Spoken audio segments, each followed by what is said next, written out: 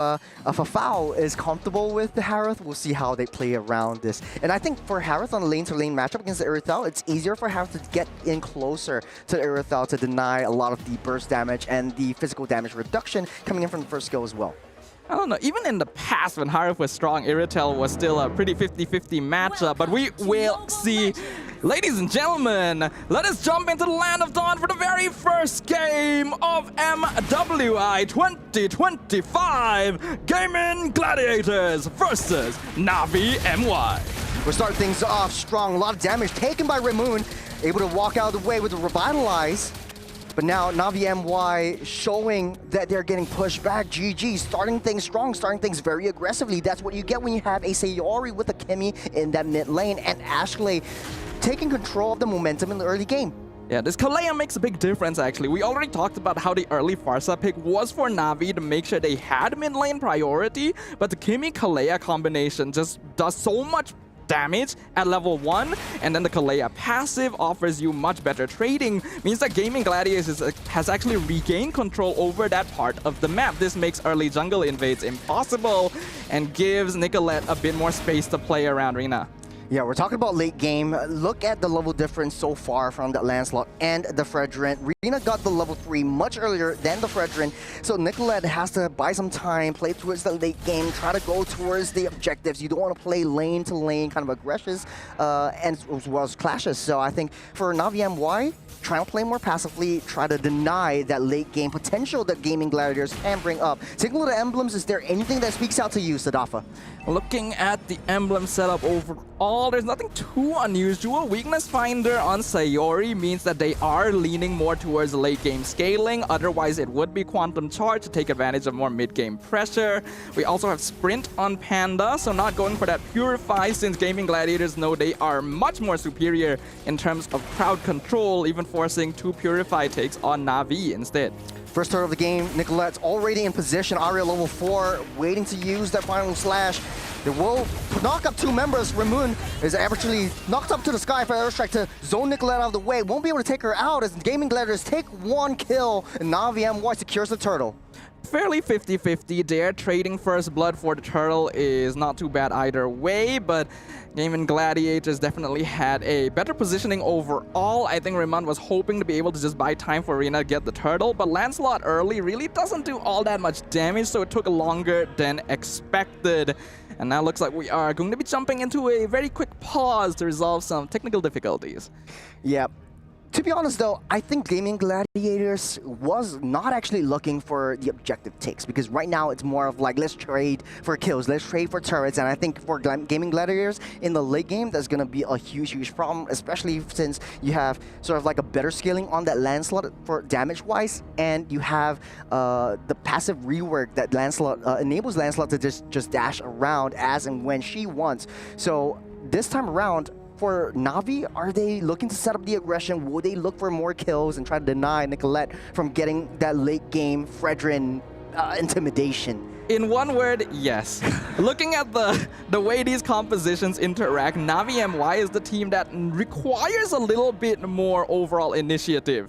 They do have okay late game scaling, but it's a lot more conditional compared to Gaimin Gladiators because they have that Kimmy, they have that Irithel, they have heroes who can very easily deny the feathered airstrike, which is going to be one of Navi's main tools once you get into that late game stage. So Navi MY really cannot afford to allow Gaimin Gladiators to get the farm they're looking for, and that's why GG, aware of this, doesn't need to commit too hard into getting those neutral objectives. To be honest, what I noticed about Navi MY was that they actually adapted to the use of the additional speed buff from the river whenever the turtle spawns up or the objective spawns up. With the Farsa, with the Gacha, they're able to just get into position much faster than what Gaimin Gladiators can do. And Nicolette slowly picking up the pace, and I'm looking at that jungle clear speed, especially from Navi MY. You already have level 5, so Nicolette is actually really holding up well against that Lancelot. Now on the other side of the table though, what do you think of the EXP to EXP lane matchup? Well, on paper, CC should be able to do quite well, but after the recent buffs, Arlet is actually capable of sustaining himself in lane. We can see that Sha going for the lane freeze instead. I think that's a very smart choice. Nicolette dives in, getting taunted up. Airstrike try to push everyone back. Nice tsunami slam into the wall, over the wall, and AOG out of the way. Remooned, playing with death just a little bit more as Gaimin Gladiators almost taking one down. Yeah, that was actually really good spacing of cooldowns coming in from Gaimin Gladiators. They didn't commit all of their abilities at once to try and burst Rimon down because they know that Gatot is not going to go down that easily. They space it out. They're able to get him out of the feathered airstrike. But then they decided, okay, we do not need to commit on this. Let us just go and play the map instead. It's a little bit of a slow movement. You got Ramoon trying desperately to get a little bit more vision. Ooh. No AOG though. It's Sayori forced to get the flicker out of the way. Arena, she wants to kill him with kindness, but Rena woke up one day and said, I'm going to choose violence this time around. Really well played from Raymond right there. You get engaged on instantly. The unbreakable two-man taunt sets up for the feathered airstrike, and Rena is able to chase down a very important target. The more they can delay the farm on Sayori, the more time Navi MI will have to play around. Because once you get into the late game scaling, this Kimmy is going to become their biggest problem.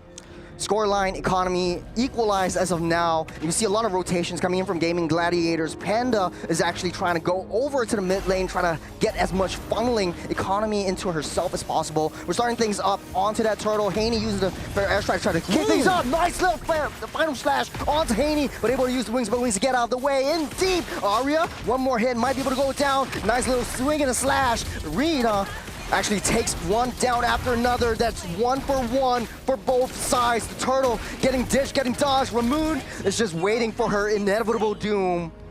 That was excellent adjustment from Gaimin Gladiators. When the fight started, it was almost 100% going to be won out by Navi MY, but I think Rena might have missed a puncture, and that ended up costing them a lot of their damage. Gaimin played it slow, backed up into their front-to-back positioning, and used the passive from Kalea to actually prolong the fight, in which they would have the obvious advantage. Trading Arya to get a free turtle and a kill onto the CC already sets up Gaimin Gladiators exactly where they want to be. This is the issue, right? You got a final slash, hold on a second. Fair airstrike won't be able to take Arya out just to zone her away, but you know, the fair airstrike doesn't really matter as much. Got a tsunami slam into the wall. Sha able to dash out of the way. They're focusing fire on that turret. They need to take that T1 down up the top side. Nicolette trying to zone out the members. Haney and Ramoon can't even get close. They take on that T1 and they get out of the way. That's a drive-by from Gaimin Gladiators. I'm really liking the rotations from Gaimin right now. Playing the map, going for structure.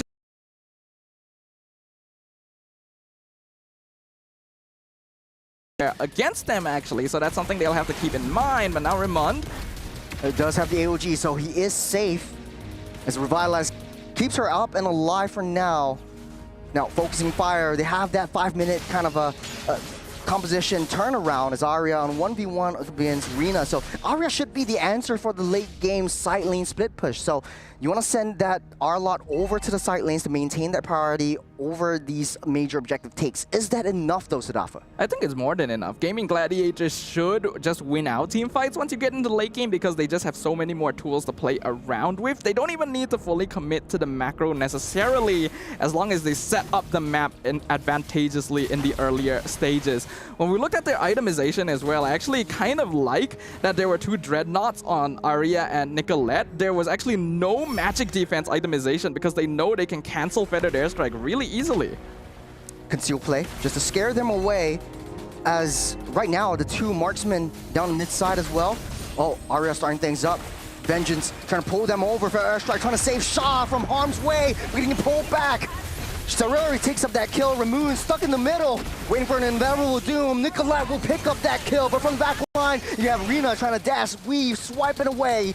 Will not get any kills whatsoever. Gaimin Gladiators still up on top. Sayori down low, almost taken out as they win out on another trade. But here's the kicker though, and Navi MY still up ahead in terms of economy. What's happening, Sadafa? And they're still farming the map pretty well because we have to know Gaimin Gladiators have a lot of tools, but that also means that their heroes need multiple members around to make use of those tools. The fact that they're rotating together quite closely means that they're not farming the map quite as effectively. I imagine Fao actually has quite a lot of gold at this point because this Harif has just chosen not to participate in any engagement. Oh!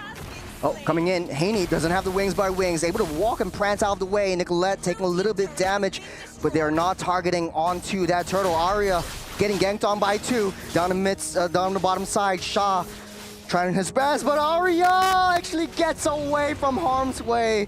This is a turtle getting decimated, and the Lord getting coming up into fray. Navi MY able to zone out into this one. Gaimin Gladiators, what is their play? I think they can take this slowly. They're trying to force something out. I'm not sure about it, though. Oh, Ashley taking a little bit too much damage. Tsunami Slam gets her out and safe out of the way. But you have Arya chasing onto Haney, taking a lot of damage, not able to get out of the way, and she goes down. Gaimin Gladiators loses 1, and I don't think this Lord will be contestable by GG.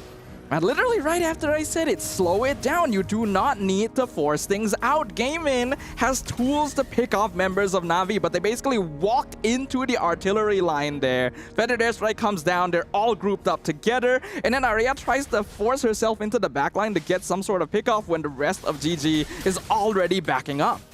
It's a lot of damage, but I don't think they care. Navi MY just using their bodies to source for more information. A little bit of a reconnaissance party here for Navi, and vision is all they need, because now Gaimin Gladiators, they're working hard as a unit and ape strong together. As the girls, they're starting things up again. Gets Tsunami Slam into the wall. Fair Strike try to push everyone back out of the way. Sayori into deep for foul, right from the flank. Finds Sayori, takes her out. You got the Gaimin Force as well. Arya, no dashes, no way of escape. Down they go. 2 members down for GG, and they're sounding the alarm, pulling the trigger. Ashley just delaying her inevitable doom. No more Tsunami Slam, and she goes slam into the graveyard. No, that is not how you want to take the fight right now as Gaimin Gladiators. They're not following their front-to-back lineup. They're trying to force things out. I'm honestly seeing some gaps in communication here, where some players are trying to make things happen, but the rest of the team isn't actually following up on it. Are they making the call? Are they just not prepared? Either way, it is costing them dearly, and Navi MY have now built up a pretty sizable gold lead. They have a Lord on their side. Gaimin cannot afford to make mistakes like that anymore. Fafao is actually coming up online. 2-0-3 for this Harif. We all thought that, you know, it's a gone case for Harif because of the adjustments in the previous patch. But right now, Fafao is actually showing us that Harith is still relevant whenever she comes into the team fights. That is it. I don't think it's also like the main damage from the Harith itself, but also the way that she positions herself. She doesn't show herself up until she knows that she can secure a kill. Taking a look at the mid-game itemizations, what are your thoughts, Adafa? I think it's very greedy of Sayori to go for a Sky Piercer second item when they're not really that much in the lead. Hani has not actually died yet, already has the Genius Wand. We do see the Brute Force Breastplate, so Lancelot going for more of the Semi-Bruiser build, and that is allowing Navi to really prolong these fights even though they are dealing with a Kalea. You can really see the healing nerf come in. Oh, Arya tackled on by 4. She will fall in the process as GG. They're losing their composition. They're losing their minds over this one. They're running around like hitless chickens. You have a loose member from Navi MY up on top. Rina doing and making quick work off the long lane. As Gaimin Gladiators, they're struggling on that defense. They're starting things up yet again. 2-man traction pulse into the fray as they pull someone back in. Ray Moon goes down by the hands of Sayori, but it's not enough. It's 4 members down by GG. Nicolette is all that's left as Navi MY cleans up shop. Arya comes back out, but I don't think it's enough. You got a minion waves coming in. Navi MY might just end this off. The final slash might look pretty, but it's not enough as the throne will get taken out. Navi MY, that's a first victory. Almost as quickly as it began, it came to an end. A single strike surgically placed into the heart of their opponents as Navi MY claims game number 1. Definitely some things that needed to be worked on by Gaimin Gladiators there. The start of the game looked really good, looked really clean, but they found it difficult to adapt as the game went on, and the flexibility coming out of Navi was what won them out in the end. Let's go ahead and bring Mr. Leo back onto the desk. What did you think about game 1, sir? Oh, is he back yet? One day. And that day's today. You gotta have an epic entrance. How was your nap, Leo? I did not nap. I'm just kidding. I watched the game. You know I was close to you like your shadow. I would say GG had a great draft. Yes. Very rarely do you get the likes of an Arlet, a Kalia, a Kimmy, a Fredrin. I'm just naming all the heroes, right? On the same lineup, but here, all right, we're going to be seeing the highlights in just a bit, right? Yep. I think on paper, what was happening was they just did not know how to use their resources, and Navi punished them hard for that. I agree with you, because in these first few fights, Gaimin Gladiators was doing a great job. They were taking fights slowly, adapting to the situation, spacing out their crowd control to pick off members. But then as the game went on, there was a sort of unnecessary desperation to make something happen on the map, even though they could arguably wait and scale. Yep, they put a lot of pressure on Redmond. And how many times was that they killed Redmond? Like 3 or 4 times? How many more times did Redmond get away with it? And I think that's where the frustration builds up, which eventually leads to them being scattered on the map. And I get how they got to this position. I watched it minute by minute, beat by beat. This is not looking good for GG and Navi. They just know how to punish hard. They knew how to slip between the cracks and end quickly. What was that? Less than 12? Yeah, I think it was like it was 13 minutes. The first Lord, anyways. About It was 13? Around 13 minutes. Yeah, sleeping is the 14-minute. But I do have to say there are some patterns that Gaimin Gladiators actually brought out. The first is that they work better if they are in a defensive position.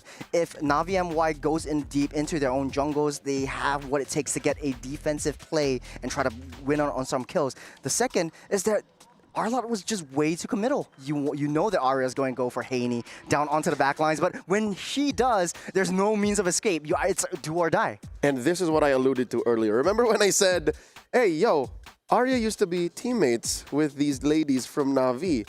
Would this maybe be a detrimental factor to their approach? Because one might say, oh, this is just misplaced. She was just misplaced, right? Yeah. Or she was just too forward. But what if it was aggression? What if it was just like, What if it was just personal? we fight now! There's like a personal issue happening. No, You know I what don't mean? think so. Bole, we fight now! I'm gonna be honest, I don't actually think that is the case, as funny as it might be. I feel like the issue for GG this game was that they went into every fight with a checklist. I think they set up a checklist when the draft concluded, where it's Kalea catches the first person in front, Traction pulls him in, locks him down. Arya goes to the backline, cancels feathered airstrike. Every single fight, the goal is to do these things. And if none of these things happen, nothing happens. Pretty much. The problem is they were going out of their way to make them happen. Yep. Right? The Arlet was always too far back to cancel feathered airstrike. Quite physically. They Yes. were going out of their way, and it was evident. Folks, when I mentioned that they were not using the resources to the best, I think we would better understand this if we checked out the gold distribution. You'll see that the reason why possibly the Harith got away with so much and got bank in him is because of how they played this game, how they managed to put enough pressure on Sayori so that they questioned their mid lane rotations, how they managed to, again, whether it be Arya's fault or Navi's fault to put Arya in such a weird position, led to them missing the roamer for most of the fights. And then that just naturally led to, the subpar gold laner in Harith showing up and, again, uncannily beating the Irithel. Because right now, I think Irithel is number 1. Like, if you get an Yes. Irithel to farm up, she is bar none the best gold laner. Like, some would pick her over 1-1. Some would pick her over Granger. But here, Harith shows I up. think we can set this up very simply. Gaimin Gladiators has Fredrin, they have Arlet, they have Kalea. So much crowd control. And it felt like Fao didn't need to use Purify the whole game. Right? Isn't that an issue? That feels like a problem. They were using Because she so doesn't many show things. herself. She doesn't show herself until the 10th minute mark, until the first Lord of the game, and then they just win it. I think it's less that she didn't show herself.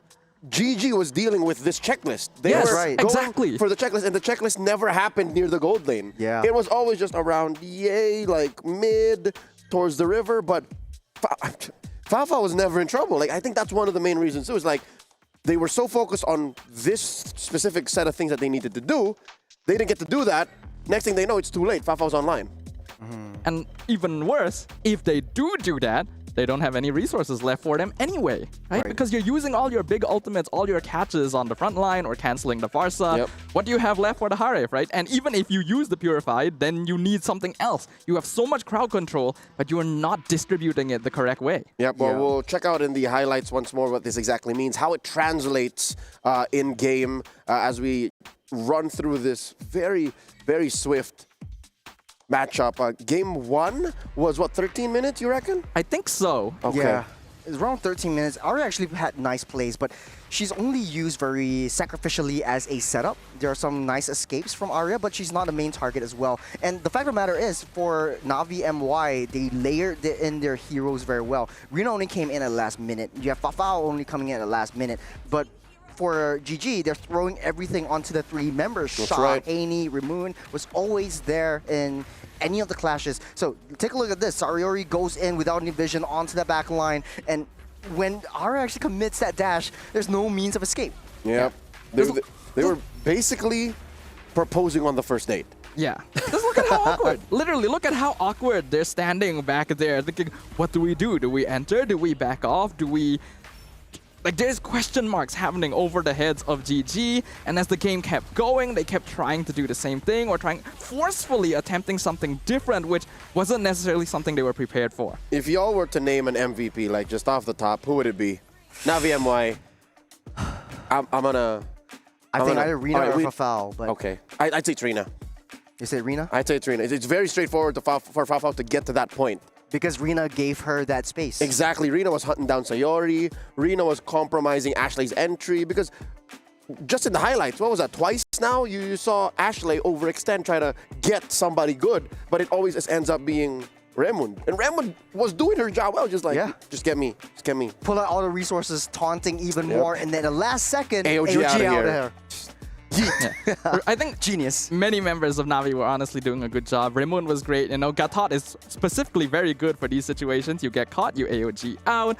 I would give it to Rina, but there were actually some Lancelot plays in the first few minutes that I felt like were a bit sloppy. Hey, so. she's just getting warmed up. What are you Yeah, saying, that's man? true. But That's did she possible. die, though? She didn't die. She didn't die. So we'll still give it to that. I would personally pick Hani, actually. I think the Farsa, the feathered airstrikes, forcing them out of position every single time, even though it didn't do the most damage, made a big impact. All right, so definitely these are must-watches for GG as we go into the draft. I had gotten word that the draft is nearly upon us. I do see the ladies back to their battle stations. So Coach Rexvin, Coach Aish are going to be playing once again a game of chess to set these ladies up for combat. Besides the Lancelot, besides the Farsa, I think these are the two spotlight heroes for Navi MY. Any other picks that maybe GG should watch out for?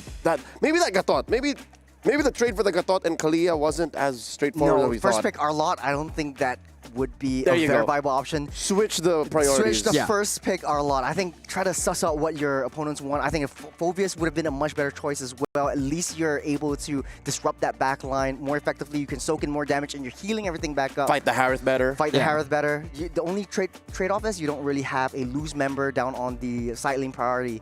So I guess that's what they want to go for. But I think putting Arya in a first pick position and you're playing against your old team is like, okay, I know Arya's gonna first pick this one. Now this is how they're gonna play. You're playing right into their books. You're falling into their traps. I agree. I can definitely see that because Arlot is actually not too bad as a first pick, but it's always risky to pick EXP lane early, right? Because this is one of the most what's the word I'm looking for? A lane that can be very versatile, yes. This is a very versatile lane. This is a lane that affects the game very heavily depending on how that matchup goes. So picking a hero early, you need to make sure that it's able to make an impact no matter what. Yeah, it's versatile. Weirdly enough, meta-wise, I think XP lane now is versatile in purpose, but not in hero pool. It's one of the most shallow hero pools I've seen in a while. Maybe only second to mid. Yeah. Because who's really in the XP lane right now? Lapu. Top tier. Lapu. Uranus. Always banned. Always banned out. So it's Lapu, Arlot, Phobius, CC. Glue. That's it. That's it.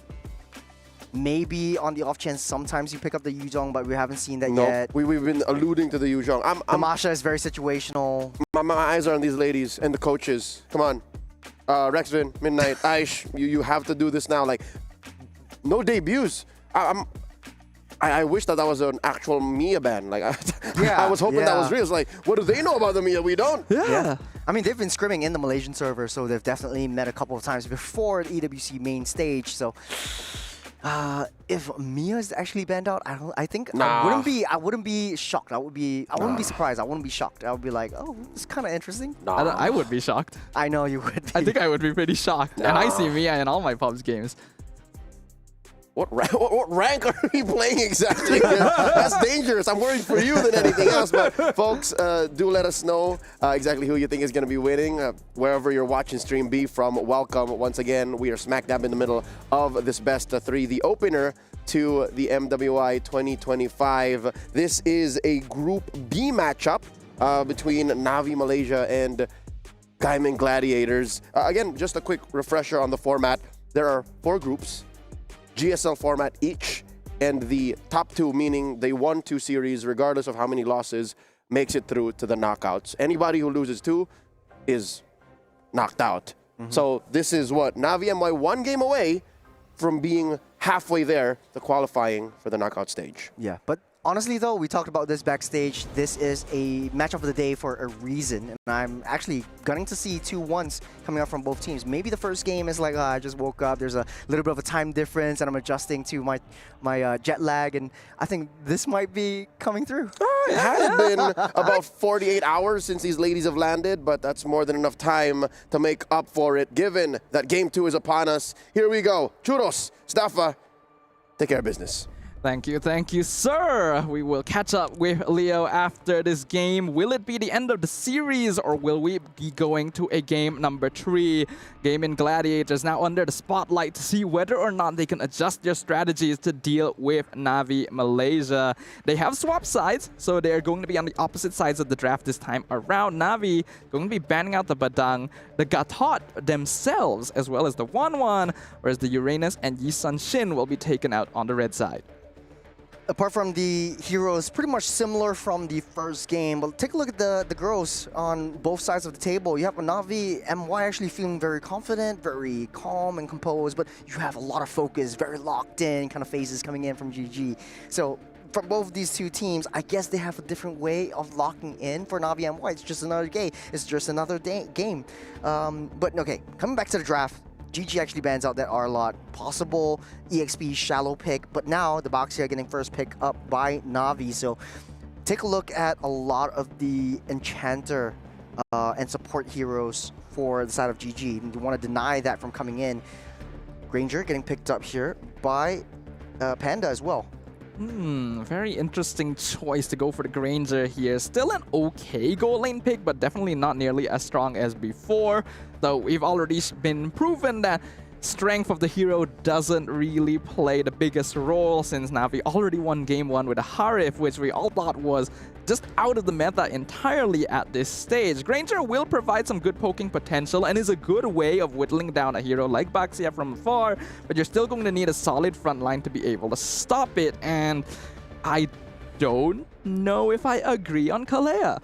Actually, GG likes to just play that front-to-back, that traditional front-to-back kind of composition. So we talked about Selena as well. Navi MY actually picking that up for the mid lane, but might be flexed up into maybe even the jungle, because you still have the buff from the previous patch where Selena can play in the jungle. So a little bit more flexibility there. You might even throw Selena in the roam position. It might be a possibility as well. But they are going to pick up the Irithel. And like Leo said, I do agree with him where Irithel is one of the better marksmen to pick in this meta, just because of how mobile she is. You can dash away from the Death Sonata as well, so it makes it harder for Panda to deal her shots. And it's a very greedy lineup right now with Hayabusa and the Granger coming to play from GG. Both of them actually need so much more farm to come online. Ooh, this is risky here. Like you mentioned, Churros, Haya and Granger both need items, both need farm to really start making things happen. Granger can afford to play a little bit safer, but Hayabusa needs early snowballing, and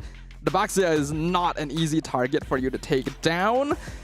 Selena could be an option, but part of the reason why the hero was good before was also because of the map vision that it's able to provide you with those abyssal traps, right? You just set them up around, you make sure that you always have vision over where your opponents are going to be. Right now, I'm not too sure how I feel about Gaimin Gladiators draft, but we will see how it comes as we jump into the second phase of bans. GG banning out the Ling as well as the CC. You don't want to deal with that up on the EXP side, but on the side of Navi MY, taking out the Juicin, I think the Zetian hasn't seen the light of day just as of yet. They might think of taking it out, and then you play a little bit more vision, because right now you're facing up against the Selena. Once you have the Selena traps around you, give your team a little bit more vision control, and I think Zetian would be a viable possibility to pick up just to deny that vision play. I can see that. Right now, I'm very curious about the CC ban. Banning CC here indicates that GG probably wants to lock in their EXP lane as the 4th pick after the bans conclude. But what hero would really be prioritized here? Farsa. You got a Farsa wide open, creates a lot of pressure in space, but then it's you vulnerable to Selena you have and 3 vulnerable Baxiato. heroes. Yeah. Like, banning out CC. Usually you'd ban out CC against Uranus. Uranus is already banned. Phovius, but not very good against Navi right now. Glue, but also not very... Lapu is probably the most likely EXP option, but if GG wants it, they need to lock it in now, because there's a chance Navi steals it away. They go for Zetian? Yeah. It's more of a passive play, doesn't do a lot of damage, and we talked about this yesterday as well when we were like discussing about the viability of Zetian. It's basically used as a utility mage. You want to give a little bit more vision on the Fury of the Phoenix, but as well as maybe try to set things up together when Ashley goes in with a Kalea, you throw down your Fury of the Phoenix, maybe you can get a little bit more burst damage when you have that Venn diagram, the circles coming in and integrating it together. So Lancelot will be picked up once again. Right now, I think much easier target onto this Granger, but then chasing Granger is not what you want to be. Yeah, I mean, it's not ideal, but it's still something that you can do, especially now when you look at GG's draft. They have a lot of backline, right? Zetian and Granger are generally going to be quite vulnerable, since most of the time, Kalea is going to be trying to set up for a pickoff in the first place. So they would be quite vulnerable to a hero like Lancelot, especially when you also consider the lack of crowd control on GG right now. They need CC, they need a strong hero that can form a secondary front line that can protect the Granger and the Zetian if the Kalea goes in front. The Glue already going to be taken away by Navi as well, a hero that's very good at diving. And this is just straight up a dive comp from Navi, which is exactly what they need. It's easier for them to layer it in onto the Zetian as well. Baxia rolls himself in, tries to break that the passive shield, and then Rena just comes right in from that flank, tries to swoop her up from the back. So I think that might be a little bit of a risky situation that they have to play around, but they go back to basics and Terizla getting picked up. Terizla. Alright, I can see that being quite good. It is a very strong matchup into the Glue as well, since you are going to be able to lifesteal off of all the individual Goos, but also a very slow and bulky hero. Not to mention Penalty Zone is not the strongest form of crowd control in the game. It's easier to dash out of Penalty Zone as well. There are so many heroes on Navi's side that can just completely ignore Terizla and dive their backline. So what is the thought process here for GG? They do have 2 greedy heroes, a utility mage, not a lot of damage in the early game. Do they play late game? Is there a way for Nicolette to hyper-focus onto a main target? And who is the main target? The ideal for GG is to play for early to mid game. If they can get early snowballs into the Hayabusa, that would be the most ideal. Maybe put a bit more pressure onto the Terizla to immediately unlock him from the side lane and allow him to join you, rotating and potentially invading the jungle. But that is a lot of checkboxes that they're gonna have to tick off here. We're jumping into game number 2, ladies and gentlemen. Gaimin Gladiators currently 1 game down against Navi Malaysia. Can they bring it all the way? Pressure is definitely on for GG. 1 more game and Navi just takes it all, especially since, you know, you won 2 games win and you're in, and it doesn't look too good in the group stages. And on the bottom side, you have Sayori, immediate rotation down the bottom side, try to get enough pressure and try to get Panda to win out that lane. Ashley trying to draw a little bit of attention onto themselves and holding onto the mid side. I like the early rotation from Sayori. Like I already mentioned, going to help out the Terizla early is going to be good. Ooh. Way too much damage taken. Very risky play from Ashley. The turret shots actually brought her down from almost full health to down low. Arya taking a little bit too much damage. Swipe and flicker out of the way. There's a crucial resources wasted for Gaimin Gladiators. Right now, they're being on the aggressive too early. Haney getting the stun up. Might not be able to hit Sayori, and Sayori gets out safe for now. But you can tell, totally tell that a lot of aggression coming in from Gaimin Gladiators. Is that how they want to play against Na'Vi? I think it is, but you ideally need a bit more lane control before you're able to do it. The goal is to get as many kills onto Nicolette as possible, because that's going to be this... Oh, hold on, gold lane. A 1v1 Panda will not be able to finish the job. The turret minion's still there, but able to push Pafal back onto play. That buys her some time onto the gold lane. Turtle has already been spawned up. Sayori already popped that shield, and that was the job of Raymond. So what is the play now for Gaimin Gladiators? Will they be able to contest for this one? Reno will snap pick that turtle up, and Gaimin Gladiators playing on the passive. Top side though, Nicolette comes in, swoops in, takes out Pafal, draws a little bit of attention onto herself as Na'Vi rotating upwards. But Sadafa, this is looking much better for Gaimin Gladiators. They have a pickup composition. They're playing it to their strengths. Yeah, that was the correct play. 100% the correct play. Arya was not even level 4 at the time Na'Vi was contesting the turtle, so there's no way they can take a team fight there. Go to the opposite side of the map instead and help out your gold laner. Plus, get an assist onto Nicolette. That is exactly what they needed to do, and then they back it off to make sure they do not overcommit the way they did in game number 1. So that allows them to get a slight goal lead. I think Gaimin can continue playing around this sort of situation. They actually have a good amount of mobility, so if they play the map and just avoid fights against Na'Vi early, that might actually be a win con. Yeah, Panda just playing a little bit more safe, trying to draw their attention away from the turret range.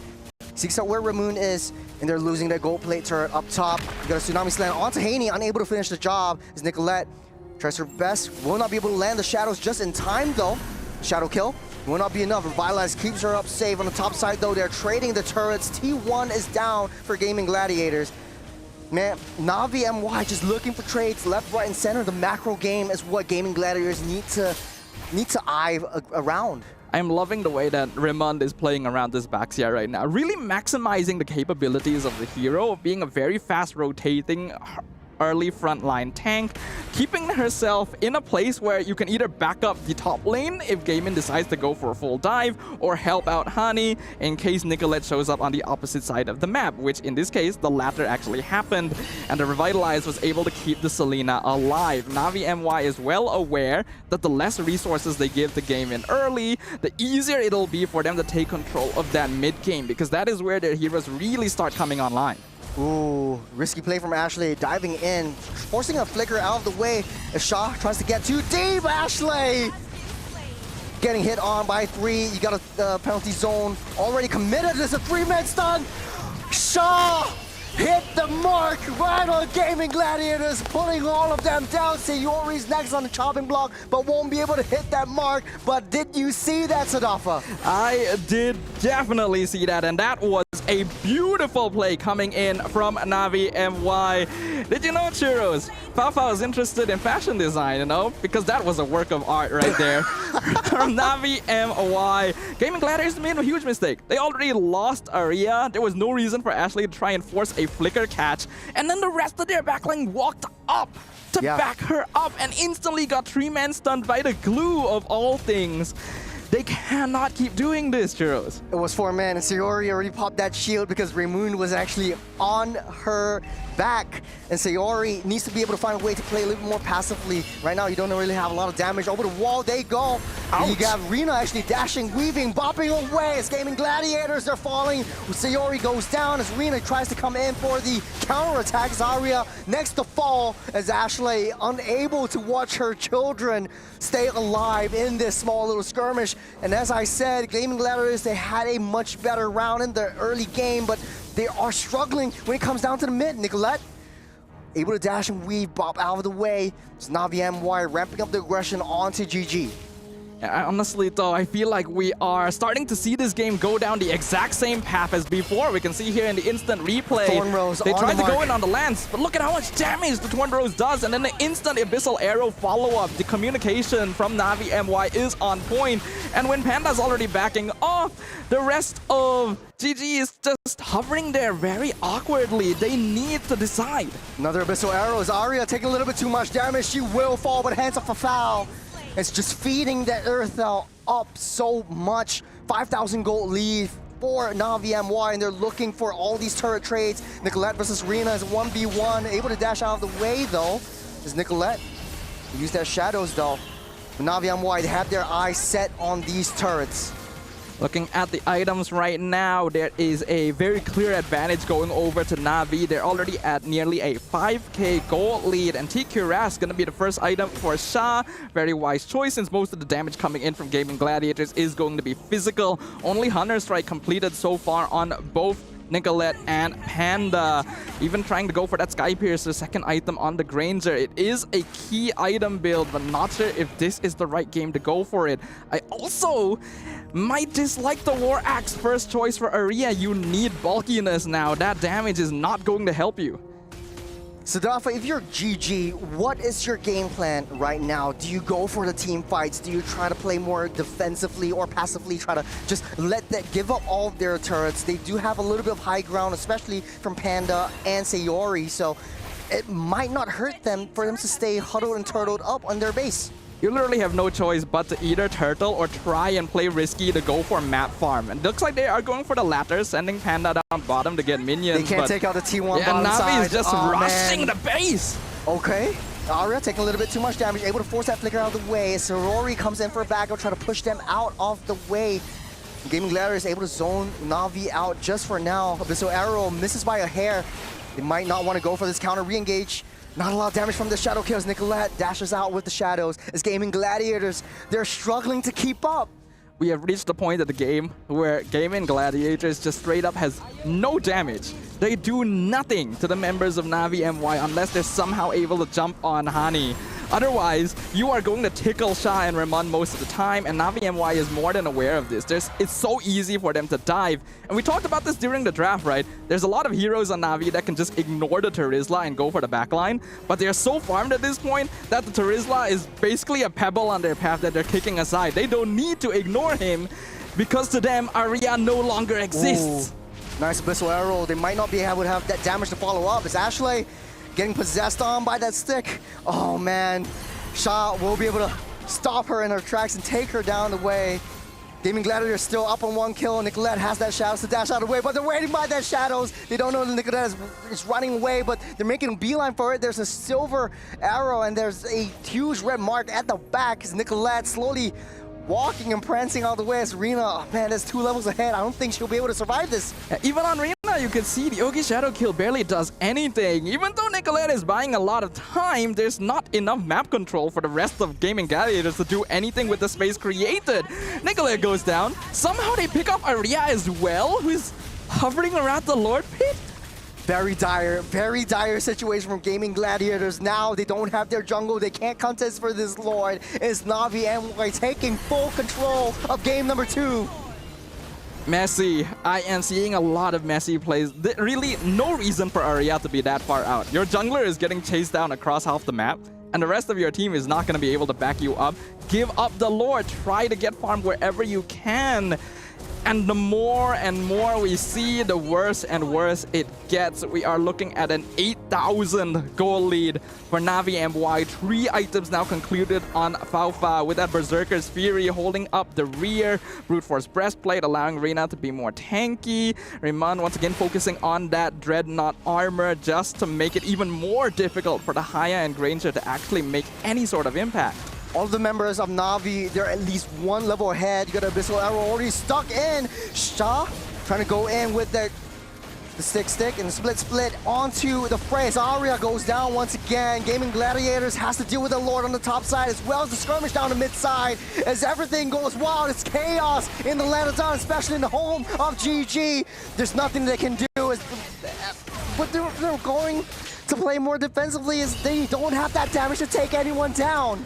I'm sorry, Gaimin Gladiators. This game is over. There is literally nothing you can do anymore at this point. You have no They're damage. gonna make you eat your words. There is no chance. Be careful. It literally is no chance. I'll tell you right now. I would normally say you need a miracle to happen for this to turn around. This has gone beyond that point, in my opinion. 11,000 gold lead, It is man. that dire.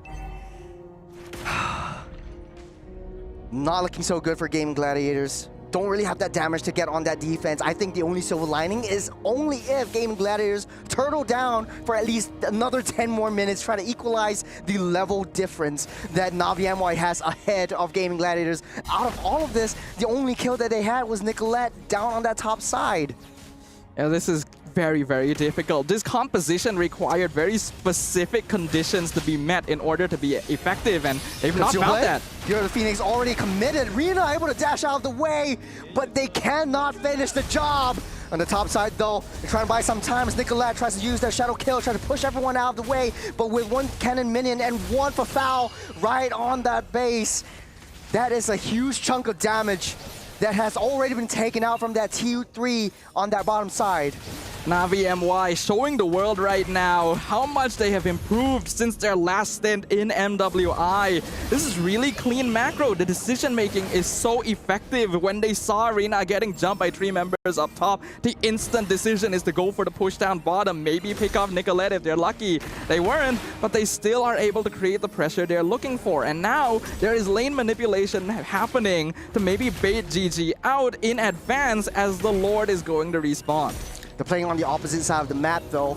Lord spawning up in 3 seconds as Gaimin Gladiators tries to get enough priority over their own jungle, picking up all that scraps. It doesn't look like they want a contest for this Lord. They can't, and this is the 12-minute Lord that we're talking about, Sadafa. Gaimin Gladiators turtling up once again. Shaw is actually keeping them busy, getting a little bit more vision, tries to get herself latched on to Ashley. Might be able to do that. Fear of the Phoenix will miss all of their targets, though, as Aria goes in deep with the penalty zone, forcing to use that flicker out of the way again, as Ashley getting possessed onto it. Some foul will take Ashley out of the game. Aria gonna be picked off as well. Mega kill going over to Rina as Hani chases down Nicolette. 1v1 monster kill. 5 members of Navi MY rush down the crystal of GG. Up against 2, there's no way that GG will be able to defend against this rush in the battle of Malaysia versus North America. Victory! Malaysia takes this not as a game, but as a statement. A statement has been made, has been published, has been edited, and put out in full blast for the world to see. Navi MY are here as contenders, eager for the throne of MWI, and this is only the first step on that journey. But what a huge step it is for these ladies up on stage right now. A clean sweep against their rivals, Gaimin Gladiators. First game, I would say, pretty close from both teams. I thought GG had some fight in them, but the second game, after that first blood kill onto the top side, onto Fafao, it kind of seems like Navi MY, they're all locked in and ready to go. They're like, not anymore. Don't take out my Fafao. I'm going to take you all out. But man, what a series this has been.